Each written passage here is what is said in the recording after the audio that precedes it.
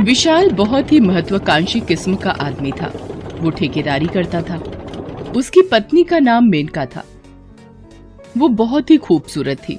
विशाल के जीवन का एक ही मंत्र था, बाप बड़ा ना भैया, सबसे बड़ा रुपया। पैसा उसकी सबसे बड़ी कमजोरी थी। वो अधिक से अधिक पैसा कमाना चाहता था। पैसा कमाने की चाहत बुरी नहीं है, लेकिन इसे किसी भी तरह से कमाने के बारे में सोचना गलत इरादों और गलत कामों को बढ़ावा देता है। कुछ मजदूर बिल्डिंग निर्माण का काम कर रहे हैं। विशाल उनके पास ही खड़ा उन पर नजर रखे हुए है। अरे क्या कर रहे हो, क्या कर रहे हो तुम लोग? इतना सारा सीमेंट मिलाओगे तो मैं तो कटोरा लेकर भीख मांगने लगूंगा। साहब, इससे कम सीमेंट लगाएंगे तो बहुत ही कमजोर बिल्डिंग बनेगी। हाँ, वो कभी भी गिर जाएगी, बता रहे। हाँ। अरे ओ सोशल वर्कर, हम कोई ताजमहल नहीं बना रहे जो सालों साल टिके रहे। इतनी मजबूत बिल्डिंग बनाकर हमें अपने ही पेट पर लात नहीं मारनी है। सामान उतना ही लगाओ जिसमें 5-10 साल बिल्डिंग टिकी रहे। 100 साल तक चलने वाला बनाओगे तो हमारे तुम्हारे सभी के बीवी बच्चे भूखे मरेंगे। विशाल ये गोरख धंधा सालों से कर रहा था और इस काम के लिए वो बड़े बड़े अधिकारियों को समय समय पर मोटी रिश्वत भी दिया करता था। इस कारण ज्यादातर कॉन्ट्रैक्ट उसे ही मिलता था। उसकी पत्नी को उसकी पाप की कमाई से नफरत थी, लेकिन अगर वो कुछ बोलती तो विशाल उसे भला बुरा कहने लगता। दुनिया में अगर सबसे हसीन कोई चीज है तो वो है ये दौलत, ये नोट, ये 1000-500 के नोट मेरी महबूबा की तरह है। हाँ। ये कहते हुए विशाल उन नोटों को पागल की तरह चूमने लगता है। चूमते चूमते ही वो अपनी पत्नी मेनका को आवाज देता है। मेनका, अरे ओ मेनका, अरे कहाँ मर गई तुम? तुम्हें शराब की बोतल लाने को कहा था ना? इतने में मेनका वहां आ गई। उसके आते ही विशाल उसके हाथों से शराब की बोतल ले लेता है और उसे ही मुंह में लगाकर पीने लगता है। ये क्या कर रहे हैं आप? भला ऐसे कोई शराब पीता है?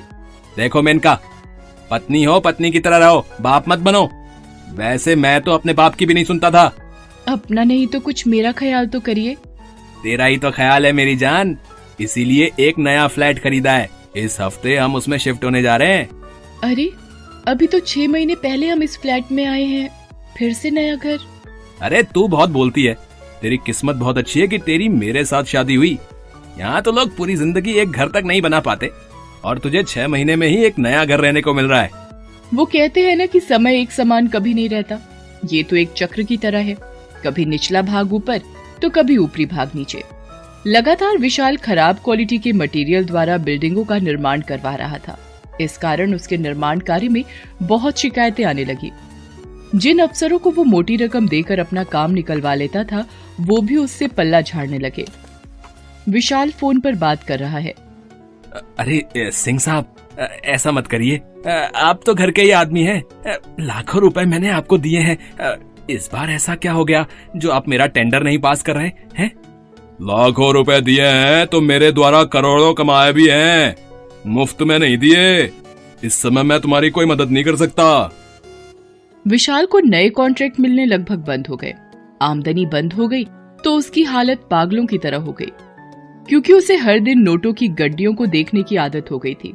उसे पता था कि सिंह साहब चाह ले तो बहुत कुछ हो सकता है, लेकिन इस बार पैसे लेकर भी वो काम करने को तैयार नहीं थे।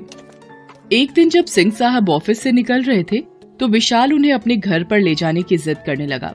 पहले तो सिंह साहब आनाकानी करते रहे, लेकिन विशाल ने जब पुराने संबंध का हवाला दिया तो वो मान गए। शाम को दोनों घर पहुंचे। विशाल और सिंह साहब बैठे हुए हैं। अब बोलिए, क्या लेंगे आप? आज पीने का मूड नहीं है विशाल। अरे सिंह साहब, आज आपको एकदम मस्त ब्रांड पिलाता हूँ। इसका नशा धीरे धीरे चढ़ता है और ऐसा चढ़ता है कि भाई साहब आप दीवाने हो जाते हैं इसके। हाँ। उसके बाद विशाल अपनी पत्नी मेनका को आवाज देता है। मेनका, अरे ओ मेनका, इतना देर क्यों कर रही हो? आज घर में मेरे सबसे पसंदीदा गेस्ट आए हैं, जल्दी से शराब और पकौड़े लेकर आओ। मेनका एक ट्रे में शराब और पकौड़े लेकर आई। सिंह साहब ने जब विशाल की पत्नी मेनका को देखा तो देखता ही रह गया। उसका गोरा रंग, उसके लंबे काले बाल, उसके होठों के पास का काला तिल, उसे देखकर वो अपना सुध बुध खो बैठा। विशाल ने सिंह साहब को अपनी पत्नी को ताड़ते देख लिया। क्या बात है सिंह साहब? कुछ नहीं, कुछ भी तो नहीं। फिर मेनका कमरे के अंदर चली गई। लेकिन सिंह साहब की नजरें जब तक वो अंदर नहीं गई उसी पर टिकी रही। सिंह साहब, देखिए मैं बहुत तकलीफ में हूँ। मार्केट से बहुत पैसा उठा रखा है, सभी तकादा कर रहे हैं। अगर कोई नया काम नहीं मिला तो बहुत मुसीबत हो जाएगी। लेकिन सिंह साहब तो किसी और दुनिया में ही विचरण कर रहे थे। वो सपने में विशाल की पत्नी को अपनी बाहों में भरे घूम रहे थे। विशाल क्या कह रहा था उस पर उनका ध्यान नहीं था। सिंह साहब, आपने सुना मैंने क्या कहा? हाँ, सॉरी विशाल, मैं कुछ और सोच रहा था। हाँ, तो तुम क्या कह रहे थे? सिंह साहब, कुछ इस गरीब पर भी ध्यान दीजिए। कॉन्ट्रैक्ट मिलना बिल्कुल बंद हो गया है। इस तरह तो मैं सड़क पर आ जाऊंगा। अरे विशाल, इतनी सुंदर पत्नी है तुम्हारी और तुम ऐसी बातें कर रहे हो? अरे तुम चाहो तो कॉन्ट्रैक्ट क्या, बड़ी बड़ी कंपनियों में तुझे पार्टनरशिप दिलवा दूं, लेकिन इस बार कीमत ज्यादा होगी। हाँ। अरे वाह, लेकिन कितने पैसे देने होंगे? बोलिए तो। पैसे नहीं, अब मुझे तुम्हारी बीवी चाहिए। मेरी बीवी चाहिए? मैं समझा नहीं। देखो विशाल, कुछ पाने के लिए कुछ खोना पड़ता है।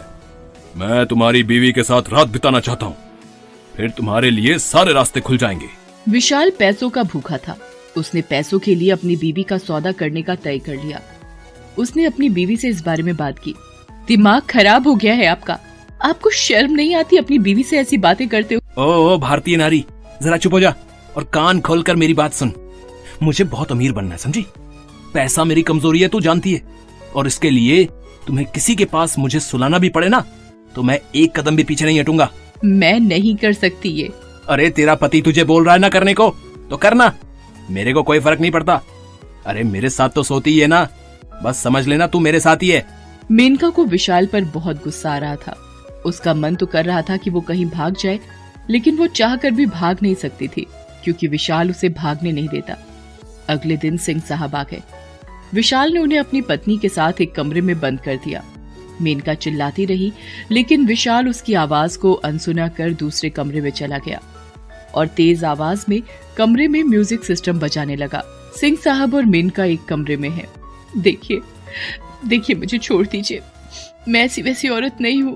अरे छोड़ना ही तो है मुझे, तुम्हारी बाहों में बिल्कुल आजाद। देखिए मुझसे दूर रहिए, नहीं तो मैं चिल्लाऊंगी। तेरी आवाज बाहर ना जाए उसका इंतजाम तेरे पति ने ही कर दिया है। चल अब ज्यादा समय खराब मत कर और मुझे खुश कर। मेनका एक असहाय औरत की तरह चिल्लाती रही। सिंह साहब उसके शरीर के साथ साथ आत्मा को भी आहत करते रहे। उसका बेशर्म पति विशाल पत्नी का सौदा करके खुद को मर्द समझने की भूल करता रहा। विशाल हर नए कॉन्ट्रैक्ट के लिए अपनी बीवी के सम्मान को ठेस पहुंचाता रहा। अब तो सिंह साहब के अलावा और भी कई लोग मेनका की इज्जत को रौंदते रहे। उधर विशाल नोटों के बिस्तर पर सोता रहा और मेनका कांटों के बिस्तर पर आंसू बहाती रही।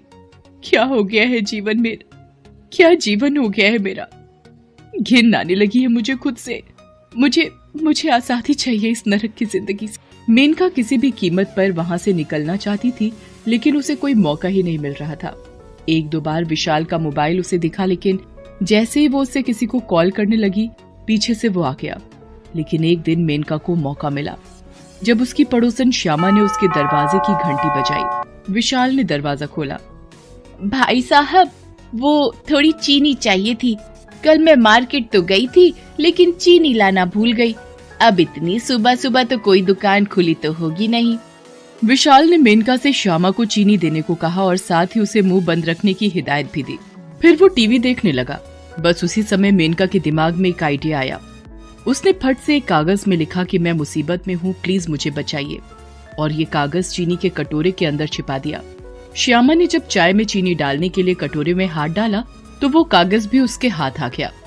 उसे पढ़ते ही उसका दिमाग सुन्न हो गया। उसने तुरंत पुलिस को खबर की। आधे घंटे में पुलिस विशाल के घर पर आ गई। अरे इंस्पेक्टर साहब, आपको कोई गलतफहमी हो रही है। यहाँ तो सब ठीक है, मैं और मेरी पत्नी खुशी खुशी यहाँ रहते हैं। ये पड़ोसी हमारे प्यार से चलते हैं, इसलिए लगता है किसी ने कोई शरारत कर दी है।